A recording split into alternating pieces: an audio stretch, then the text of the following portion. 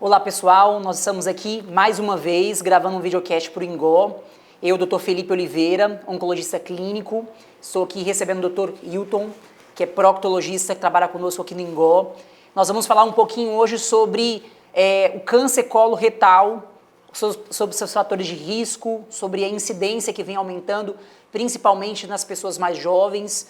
Né? Então, eu queria perguntar para você, Dr. Hilton, você recebe esses pacientes, né, que descobrem câncer coloretal, tem uma suspeita de algum tumor coloretal, né? Qual que é o principal fator assim, que leva o paciente a buscar, né, um proctologista hoje, principalmente aquele paciente jovem que não está na idade ainda de fazer a colonoscopia de rastreamento?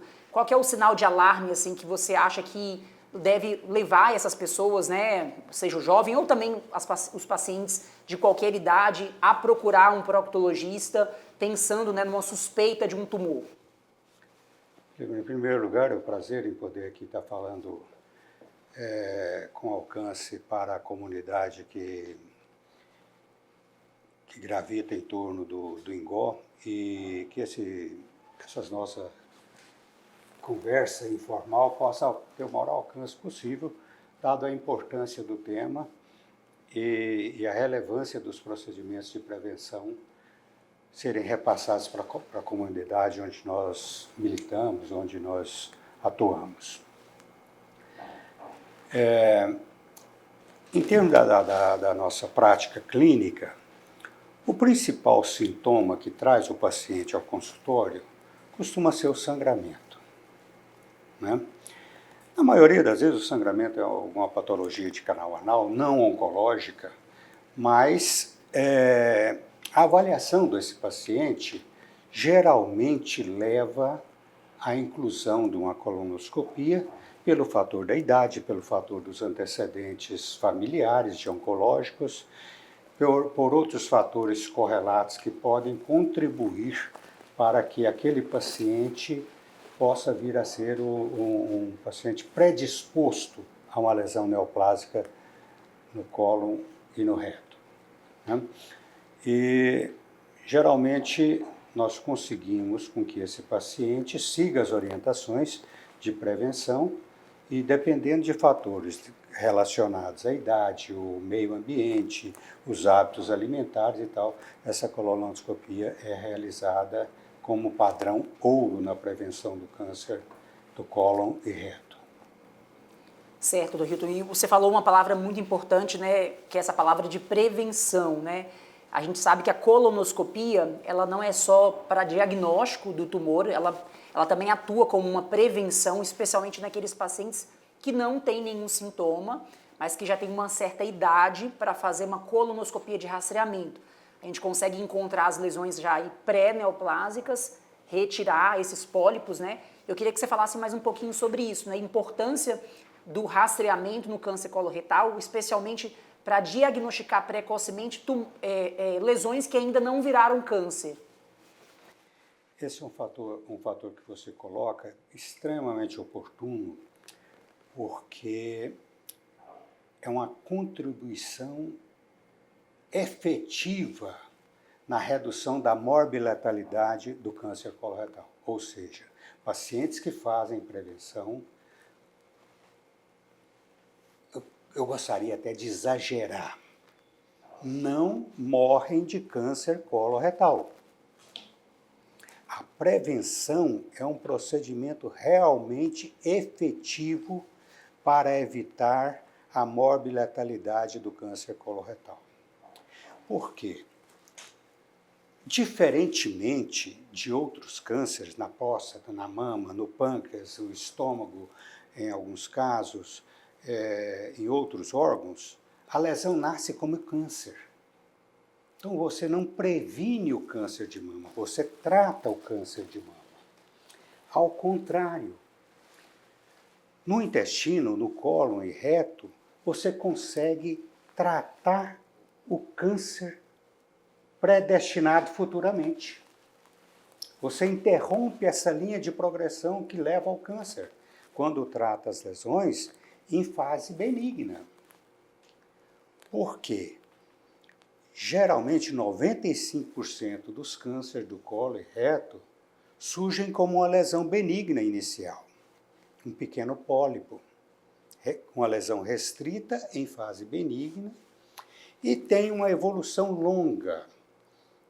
Alguns autores chegam a dizer 10 anos, mas eu gosto de ser um pouco mais conservador, falo 5 anos é uma média que você consegue tratar uma lesão pré-neoplásica que surgiu nos 5 anos anteriores e com alto índice de cura, né, evitando a progressão dessa doença. E como se faz isso? Num exame rotineiro de colonoscopia, ao se detectar uma lesão passível de tratamento endoscópico, você o faz imediatamente. Você consegue ressecar integralmente as lesões pré-neoplásicas e evitar o destino da evolução para o câncer. O paciente fica livre dessa destinação com um exame que é feito de forma simples, de forma rotineira, de forma rápida e com reduzidíssima morbidade. Então, nós somos privilegiados por ter essa chance de tratar. Agora, infelizmente, pacientes chegam eventualmente ao nosso consultório já numa fase sintomática, onde ele tem sangramento tumoral, ele tem anemia por sangramento tumoral, ele tem massa palpável, ele tem distúrbio da função intestinal, ele já está numa fase em que o tumor já progrediu e com repercussões já sintomáticas indicando uma lesão avançada. É o que nós temos que lutar para evitar o diagnóstico nessa fase. E para isso nós precisamos de agentes que atuem na comunidade, atuem em organizações sociais, atuem nas escolas, atuem nas comunidades religiosas, né, nos sindicatos, mandando essa mensagem. Fala, não morram de câncer de intestino reto, façam prevenção. Isso tem que ser a política que nós que lidamos com essas doenças temos que passar a incentivar nos diversos setores da sociedade. Prevenção. Evite o câncer. Não morra de câncer coloretal. Faça a prevenção. E a gente também, infelizmente, tem muitos casos, e está aumentando o número de casos, né, doutor Hilton, de pacientes que às vezes não chegaram naquela idade de 45, 50 anos para fazer essa colonoscopia de rastreamento. Eu tenho alguns casos de pacientes mais jovens, né, e o senhor também com certeza que descobrem esses tumores já numa fase avançada, como você bem colocou, né, e não tiveram essa oportunidade de vir a fazer um exame de rastreamento, porque às vezes não chegaram nessa idade. Quando abriram um quadro, já abriram com algum sintoma, como sangramento, massa palpável, dor abdominal, mudança do hábito das fezes. Então é muito importante, né, para a população jovem que tem algum desses sintomas, por exemplo, uma mudança do hábito intestinal, as fezes elas eram normais, eu ia uma vez por dia fazer defecar, e esse hábito ele muda, eu passo a ficar 3 dias sem ir ao banheiro para defecar, e é importante que ele procure um proctologista precocemente, porque infelizmente existe uma pequena porcentagem de pacientes que de uma forma esporádica podem vir a apresentar esses sintomas, ou por algum fator hereditário pode vir a ter um tumor coloretal. A gente sabe que existem diversas síndromes genéticas que predispõem ao aumento de tumores coloretais, síndrome de Lynch, polipose adenomatosa familiar e outras síndromes que fazem com que essa pessoa ela desenvolva um tumor mais precocemente, né? Mas, doutor Hilton, a gente sabe que a nossa população, a nossa sociedade hoje em dia, ela vem mudando um pouco os hábitos, né? E eu acho que isso vem contribuindo para o surgimento desses tumores em idades mais precoces, né? Queria saber a sua opinião sobre isso, né? Falar um pouquinho sobre o que pode vir como um fator de risco, né? E até uma possível causa, né? Para esses pacientes, para estar aumentando o número de casos, né, em pacientes mais jovens. O que você acha sobre isso? Tanto é realidade essa sua informação que os protocolos de prevenção mudaram. Antes nós tínhamos protocolos que preconizavam o seguinte: a partir dos 50 anos uma colonoscopia e a cada 10 anos, mesmo que tivesse porta a cada 5 anos e tal. Hoje os protocolos já indicam que o primeiro exame deve ser feito aos 35 anos.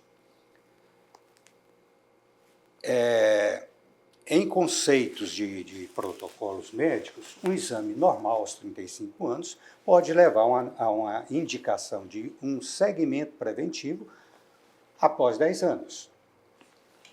Mas, se esse paciente apresenta antecedentes que predispõem ao câncer, principalmente o fator genético, ou doenças inflamatórias que podem concorrer com o aumento da incidência de câncer, aí entra retocolite, colite ulcerativa, ou síndromes que levam ao desenvolvimento das neoplasias do cólon e reto, esse paciente deve ser vigiado de uma forma particularizada e personalizada, talvez.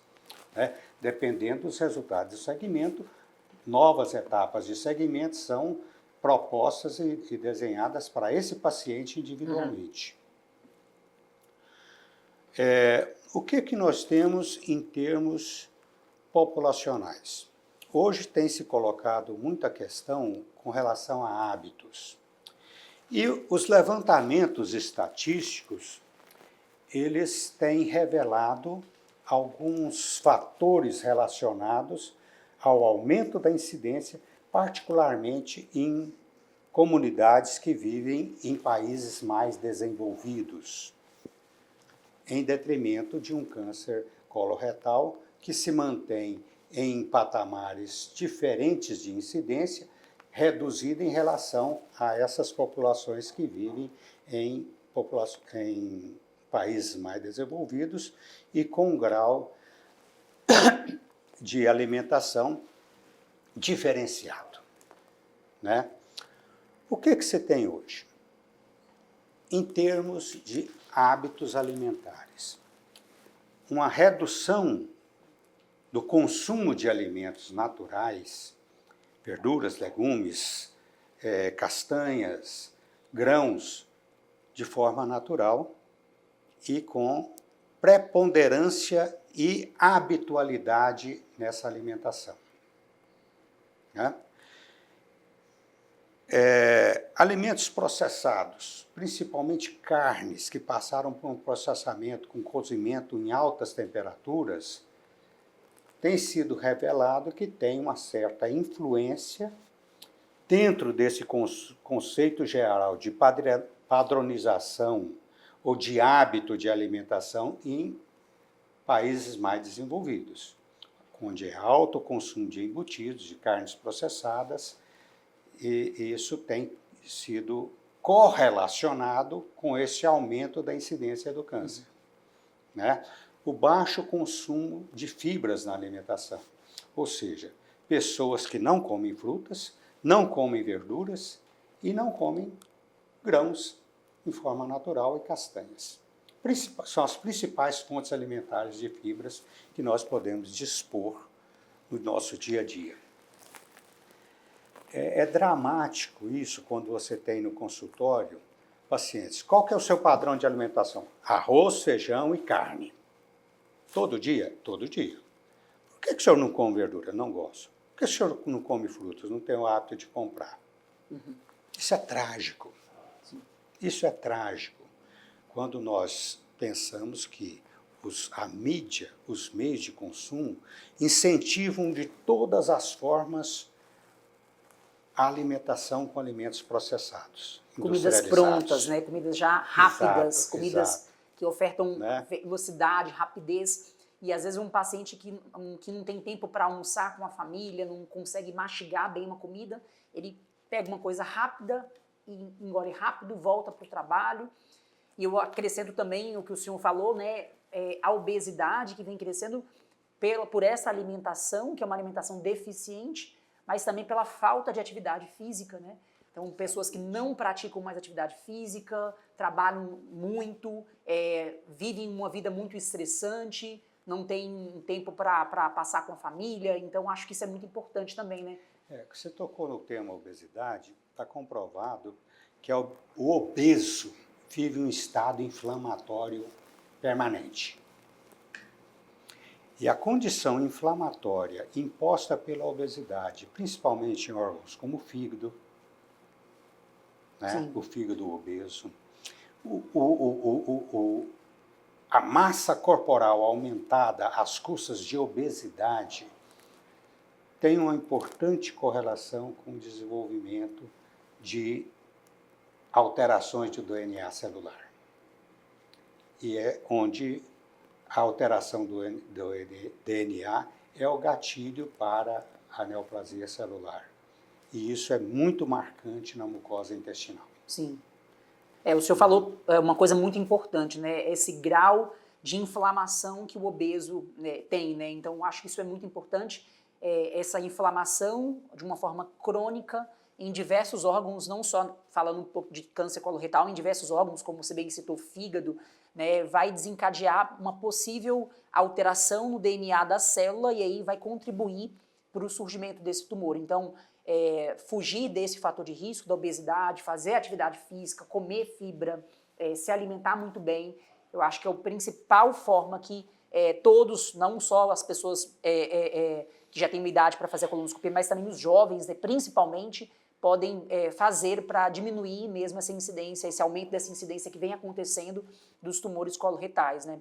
E a gente sabe que, infelizmente, essa doença vir acontecer, a gente tem tratamento, né, Torrinho? Então a gente tem, mesmo que a gente encontre a doença já no estágio avançado, né, falando aí já de uma doença metastática, né, que a maior parte dos pacientes que acompanham um oncologista ali, esses pacientes, eles têm tratamentos, né, a gente tem diversos tipos de tratamentos, não só com quimioterapia, hoje em dia a gente tem terapias-alvo, imunoterapia para um subgrupo específico de pacientes. Então, eu acho que, mesmo nesses pacientes já mais avançados, a gente já tem tratamento. Mas, falando um pouquinho da doença no estágio inicial, né, aquela que o câncer já se desenvolveu, Dr. Hilton, a gente sabe que a cirurgia, ele ainda é o principal tratamento para esses pacientes, né?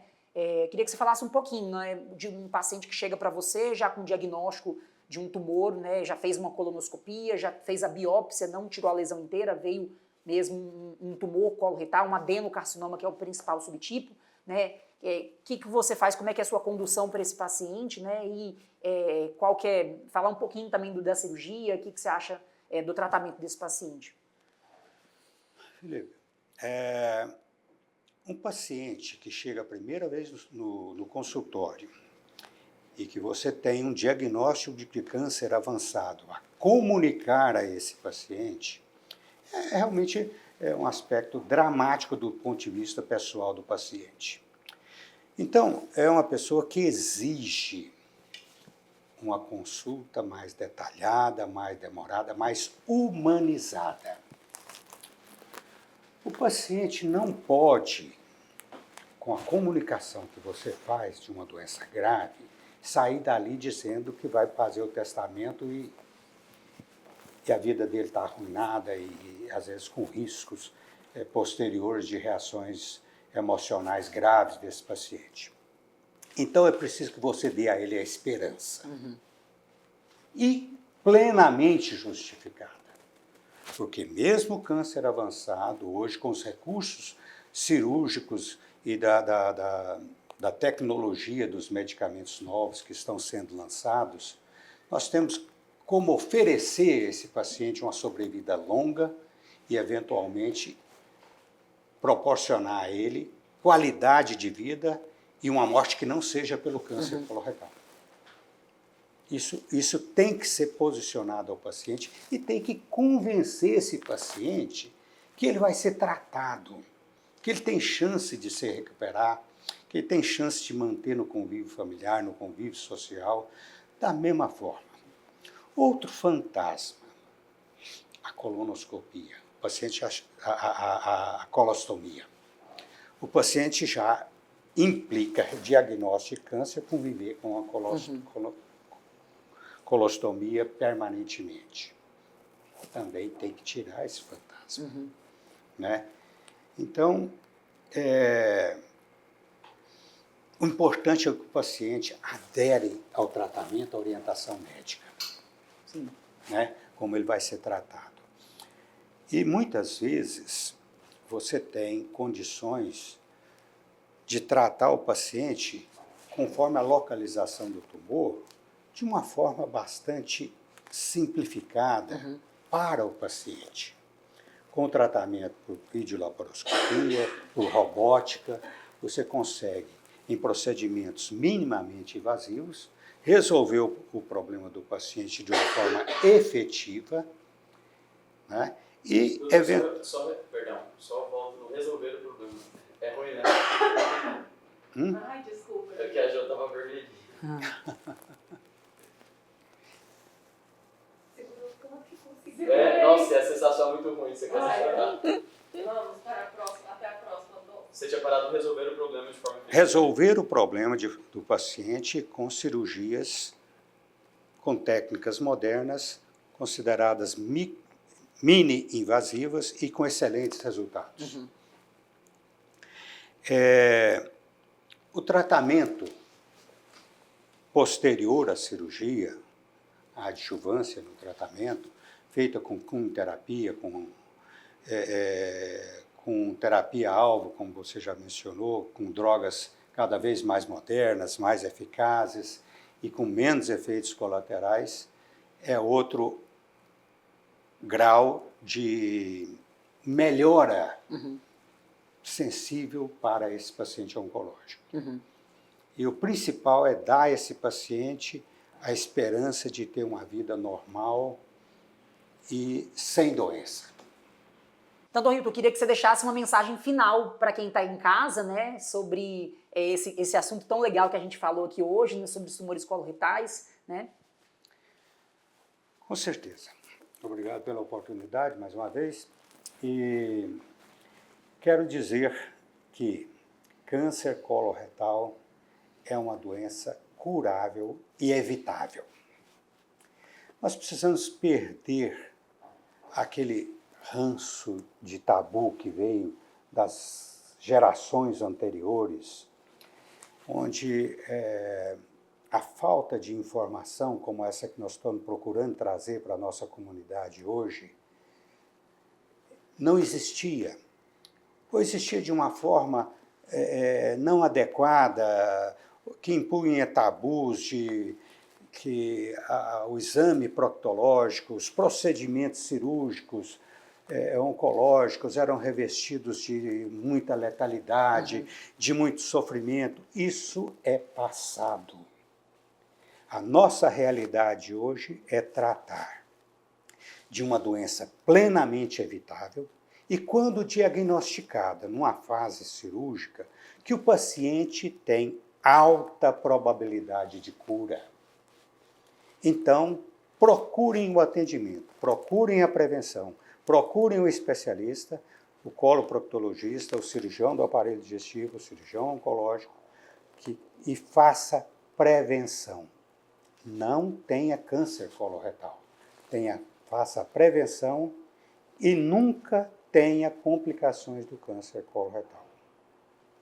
E em havendo algum diagnóstico, infelizmente numa fase de lesão avançada, que necessite de problemas cirúrgicos, você, paciente, tem todo o direito de esperar uma vida futura sem câncer, curado desta patologia. Essa é a mensagem que eu quero deixar. Trate, previna e tenha certeza na esperança de uma vida futura sem câncer.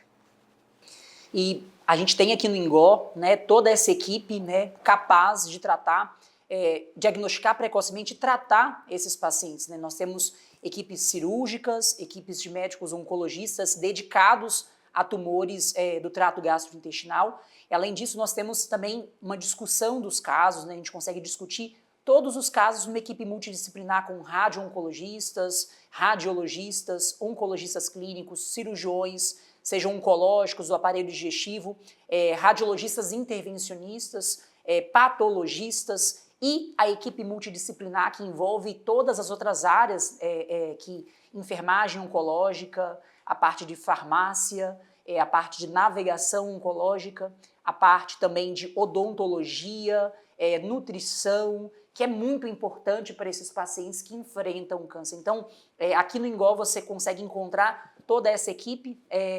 Eu queria agradecer, Dr. Hilton, por essa conversa, né? É um prazer estar com o senhor, que é um exemplo para nós, né, jovens médicos que estamos aí nessa carreira, que trata o paciente com câncer, que precisa de tanta humanidade, como o senhor bem colocou, para tratar, para olhar o paciente no olho e não enxergar só a doença, enxergar um doente que precisa da sua ajuda, que está passando por um momento difícil da vida, mas que vai superar aquilo.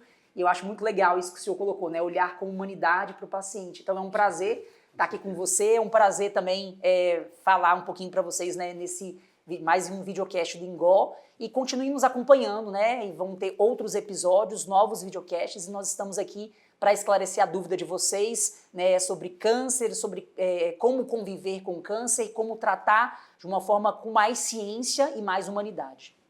Obrigada.